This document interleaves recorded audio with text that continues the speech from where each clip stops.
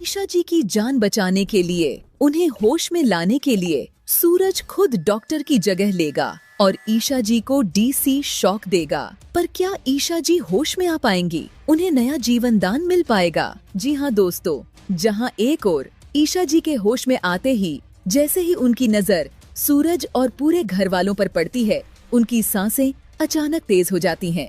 आंखों में एक गहरा सा दर्द और डर उभर आता है और अगले ही पल आईसीयू का हार्ट मॉनिटर एक सीधी लाइन दिखा देता है।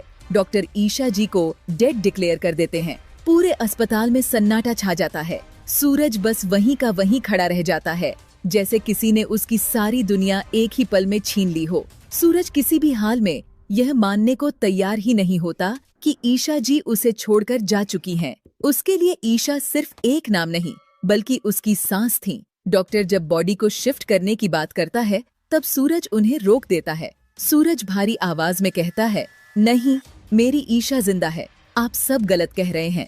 सूरज दोबारा आईसीयू के अंदर जाता है। ईशा जी बिल्कुल शांत पड़ी होती हैं, जैसे गहरी नींद में हो। सूरज उनके सामने कुर्सी खींचकर बैठ जाता है और उनसे बात करने लगता है जैसे वह जिंदा हो। ईशा जी, आप ऐसा नहीं कर सकती।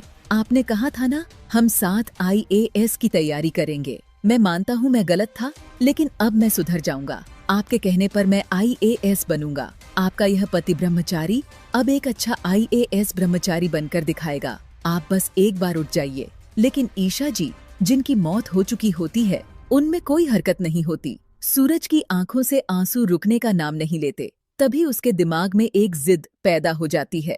अगले ही सीन में सूरज डॉक्टर का सफेद कोट पहन लेता है, ग्लव्स पहनता है और मशीन के पास जाकर डीसी शॉक के पैडल्स उठा लेता है। नर्सें उसे रोकने की कोशिश करती हैं, लेकिन सूरज किसी की नहीं सुनता।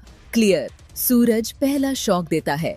एक पल के लिए पूरे आईसीयू में सांसें थम जाती हैं। फिर सूरज दोबारा चिल्लाता है, क्लियर। दूसरा शॉक देता है और तभी मॉनिटर पर हल्की सी मूवमेंट दिखाई देती है।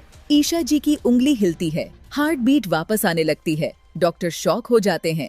Isha is responding. ईशा जी को होश आ जाता है। सूरज की आंखों में खुशी के आंसू आ जाते हैं। उसे अपनी आंखों पर यकीन नहीं होता, लेकिन यहाँ कहानी फिर पलट जाती है। होश में आते ही ईशा जी अपनी नजर सूरज से हटा लेती हैं। वह सूरज का चेहरा तक देखना नहीं चाहती। उनके दिल में वही पुराना दर्द जिंदा होता है, सूरज का उन पर यकीन न करना। ईशा जी बेड से उठकर सूरज से दूर जाने की कोशिश करती हैं। तभी सूरज पीछे से जाकर अपना ब्रह्मचारी तोड़ते हुए ईशा जी को जोर से हक कर लेता है। पूरे रूम में सन्नाटा छा जाता है। दाइमा, पापा जी और बाकी घर वाले हैरान रह जाते हैं। सूरज रोते हुए कहता है, ईशा जी, मैंने गलती की, लेकिन मेरा प्यार झूठा नहीं है। मैं आपके बिना नहीं जी सकता। ईशा जी कुछ पल के लिए चुप रहती हैं।